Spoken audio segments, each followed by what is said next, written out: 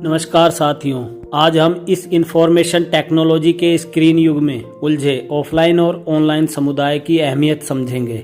Please पूरा video ध्यान से देखें, सुने, समझें।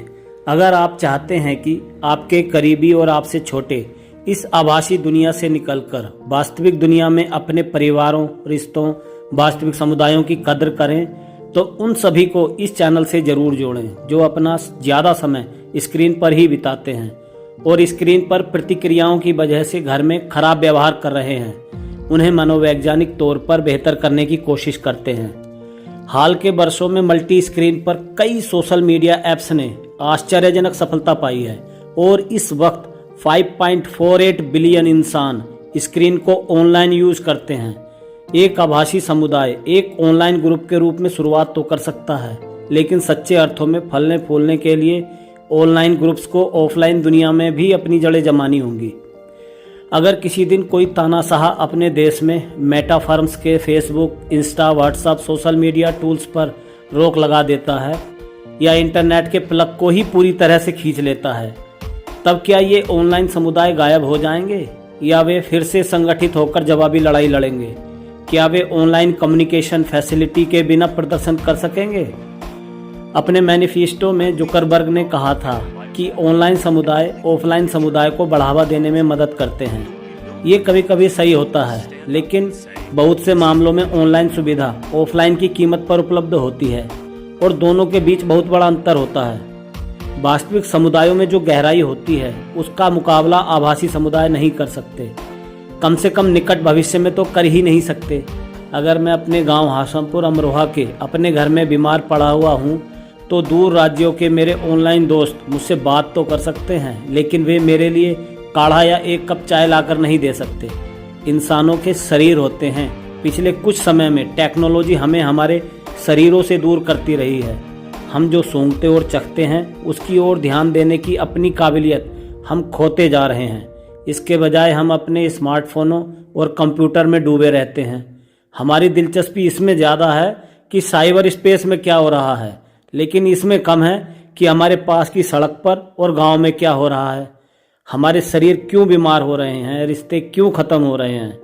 विदेश या दूर शहर में बैठे अपने जानकारों, चचेरे तहेरे भाई बहनों से बात करना हमारे लिए पहले के मुकाबले बहुत आसान हुआ है, लेकिन साथ बैठकर खाना खाते अपने परिवार के साथ बात करना ज़्यादा मुश्किल है, क्योंकि हम आपस में एक दूसरे की ओर देखने के बजाय लगातार अपने स्मार्टफोन की तरफ देखते रहते हैं। हम अपने स्मार्टफोनों पर मैसेज लिखते हुए, सुपरमार्केट के गलियारों में भटकते हुए उन हजारों फूड स्टफ्स में से कोई भी फूड खरीद सकते हैं जिनका स्वास्थ्य अधिकारियों द्वारा निरीक्षण किया गया होता है, और उसको स्क्रीन के सामने बैठकर जल्दबाजी में खा लेते हैं। जिस दौरान हम अपने ईमेल नोटिफिकेशन चेक करते हैं, टीवी देखते रहते हैं और जो कुछ खा रहे होते हैं उसके वास्तविक स्वाद की ओर शायद ही ध्यान देते हैं। मार्क जुकरबर्ग मेटावर्स और मेटाफर्म्स के बारे में कहते हैं कि हम अपनी तकनीकों को एडवांस फॉर्म में जारी रखने के लिए प्रतिबद्ध हैं, ताकि वे आपको अपने अनुभवों को दूसरों के साथ साझा करने की ताकत दे सकें। लेकिन लोगों को असल ज़रूरत ऐसे उपकरणों की है जो उनको खुद के अनुभवों से जोड़ सकें। अनुभवों को साझा करने के नाम पर लोग इस बात के लिए प्रोत्साहित किए जाते हैं कि जो कुछ भी उनके साथ होता है उसको वो इस रेफरेंस में समझें कि दूसरे लोग उसको किस तरह देखते हैं। अगर कोई उत्तेजक घटना घटित होती है तो फेसबुक का इस्तेमाल करने वालों का सिंपल माइंड उनसे स्मार्टफोन निकालकर एक तस्वीर खींचने, वीडियो बनाने, उसको ऑनलाइन पोस्ट करने और लाइक्स का इंतजार करने को कहता है। इस पूरी प्रक्रिया में उनका ध्यान इस बात की ओर शायद ही जा पाता है कि वे खुद क्या महसूस कर रहे हैं। वाकई वे जो महसूस करते हैं वह हर रोज ऑनलाइन प्रतिक्रियाओं से निर्धारित होता जा रहा है। संभावना यही है कि अपने शरीर, इंद्रियों और फिजिकल एनवायरनमेंट से जुदा ये लोग कुछ खुद को अलगावग्रस्त और भटका हुआ महसूस करें। विशेषज्ञ अलगाव की इन बातों एहसासों के लिए मजहबी और राष्ट्रीय दायित्वों में आई गिरावट को दोषी ठहराते हैं, लेकिन अपने शरीर से संपर्क टूटना शायद कहीं ज़्यादा महत्वपूर्ण है। इंसान लाखों वर्षों तक धार्मिक इमारतों के बिना, राष्ट्र राज्यों के बिना रहे हैं। वे शायद इनके बगैर भविष्य में भी सुखपूर्वक रह सकते हैं, लेकिन अगर वे अपने शरीरों से कट जाते हैं तो वे सुखपूर्वक नहीं रह सकते। अगर आप अपने शरीर के साथ आत्मीयता का अनुभव नहीं करते तो आप इस दुनिया में भी कभी आत्मीयता महसूस नहीं कर पाएंगे। अब तक साइबर वर्ल्ड के सभी सोशल मीडिया टूल्स के अपने मॉडल ने लोगों को अपना ज़्यादा से ज़्यादा समय ऑनलाइन खर्च करने के लिए प्रोत्साहित किया है, भले ही इसके नतीजे में उनके पास ऑनलाइन गतिविधियों को देने के लिए कम से कम समय और ऊर्जा क्यों ना बचती हो। क्या मेटा फर्म्स कोई एक ऐसा नया मॉडल अपना सकती है जो लोगों को प्रोत्साहित करे कि वे तभी ऑनलाइन हों जब वह बहुत ज़रूरी हो और वे अपने फिजिकल एनवायरनमेंट और अपने खुद के शरीर इंद्रियों की तरफ अधिक ध्यान दें। इस तरह के मॉडल के बारे में शेयर धारक क्या सोचते हैं?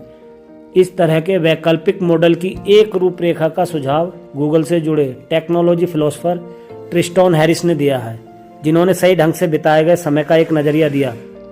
ऑनलाइन रिश्तों की सीमाएं भी सोशल पोलराइजेशन के जुकरबर्ग के समाधान को कमज़ोर बनाती हैं। ट्रिस्टोन ने बताया कि लोग एक दूसरे से जोड़ देने और उनको विभिन्न दृष्टिकोणों को समझने के अवसर उपलब्ध करा देने मात्र से सामाजिक खाइयाँ नहीं पट जाएंगी, क्योंकि लोगों के सामने एक अपोजिट पर्सपेक्टिव से कोई आर्टिकल पेश कर देना रियल में दूसरे पर्सपेक्टिव्स को हेट्रोजेनस पर्सपेक्टिव बताकर पोलराइजेशन को और गहराना है। इसके बजाय जुकरबर्ग का सुझाव है कि डिस्कशन में सुधार लाने का सबसे अच्छा उपाय एक दूसरे को महज अलग नज़रियों के रूप में जानने के बजाय परफेक्ट इंसान के रूप में जानना होगा। अगर हम लोगों से उन चीज़ों के आधार पर जुड़ते हैं जिन्हें हम साझा करते हैं, जैसे कि खेल, टीमें, टीवी शो, फिल्में या पर्सनल इंटरेस्ट, तो जिन चीज़ों के बारे में हमारी असहमति होती भी है तो उनके बारे में संवाद आसान हो जाता है।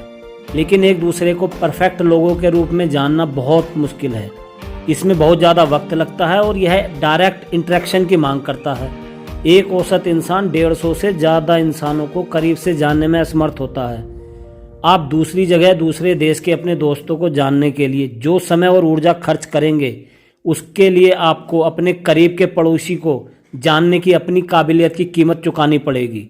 फेसबुक व सभी सोशल मीडिया ऐप्स की निर्णायक परीक्षा की घड़ी तब आएगी जब कोई इंजीनियर कोई ऐसा नया टूल इजाद कर लेगा जिससे लोग अपना समय ऑनलाइन चीज़ें खरीदने में कम और अपने दोस्तों के साथ ऑफलाइन एक्टिविटीज़ में ज़्यादा लगाएंगे।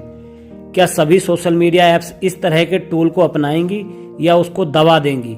क्या मेटा फर्म यह असंभव काम करेंगी और सामाजिक सरोकार को आर्थिक हितों पर वरीयता देगी? अगर वह ऐसा करती है और किसी तरह दिवालिया होने से बच जाती है तो वह एक महान परिवर्तन होगा। हम सिर्फ यही उम्मीद कर सकते हैं कि मेटा फर्म्स अपने कारोबार के मॉडल को बदलेगी, लेकिन हमें खुद को यह याद रखना होगा कि इंसानों के शरीर होते हैं और इसलिए उनको सड़कों, अस्पतालों, शिक्षा संस्थानों, खेल व खेल के मैदानों, परिवारों, समुदायों की ज़रूरत होती है। तो फिर शरीर से दूर पूरी तरह ऑनलाइन समय बिताने का जस्टिफिकेशन करना खुद ही बेईमानी हो जाएगा। आप समुदाय की खूबियों की सराहना कैसे कर सकते हैं जबकि आप समुदाय की सबसे महत्वपूर्ण सेवाओं को फिजिकली सहारा देने से इनकार कर देते हैं? हमें ऑनलाइन बिजनेस महाबलियों से इंसानी भलाई के किसी चमत्कार को लेकर अव्यावहारिक उम्मीदें नहीं पालनी चाहिए।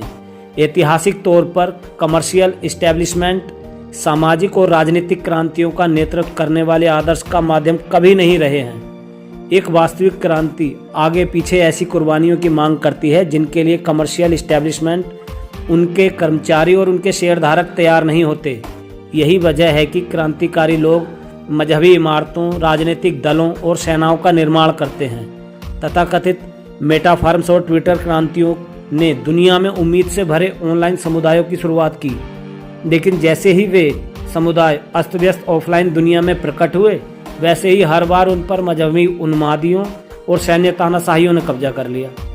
फेसबुक और दूसरे ऑनलाइन बिजनेस महाबली इंसानों को 10 उंगलियों, एक स्क्रीन, क्रेडिट डेबिट कार्ड से जुड़ी एक जोड़ी आँखें और एक जोड़ा कानों का प्राणी समझते हैं। इस समझ का भी अपना नकारात्मक पहलू है। ऑनलाइन एल्गोरिदमों की सीमाओं का एहसास टेक्नोलॉजी के महाबलियों को अपनी पहुंच में विस्तार करने के लिए उकसाता है। गूगल ग्लास, मेटावर्स जैसे उपकरण और वर्चुअल रियलिटी जैसे खेल ऑनलाइन और ऑफलाइन का सोलो ऑगमेंटेड रियलिटी में फ्यूजन एक बहुत बड़े फर्क को मिटाना है। जैसे ही टेक्नोलॉजी के महाबली ह्यूमन बॉडी को एक्सेप्ट करते हैं, वैसे ही वे हमारे पूरे शरीर को उसी तरह कंट्रोल करने लगते हैं जिस तरह वे फिलहाल हमारी आंखों, उंगलियों और क्रेडिट कार्डों को कंट्रोल करते हैं। हमें उन पुराने दिनों की याद सताएगी जब ऑनलाइन ऑफलाइन से अलग हुआ करता था, जब आप एक फिल्मी हीरो के लिए उस इंसान से ज्यादा भावुक और चिंतित होना महसूस कर रहे थे जिस इंसान ने हर बुरे वक्त में तुम्हारे परिवारों को मदद पहुंचाई थी। तुम्हारा हीरोइज्म स्क्रीन की दुनिया में कैद है, लेकिन रियल वर्ल्ड में मर चुका है। ध्यान देने की बहुत ज़्यादा ज़रूरत है। धन्यवाद।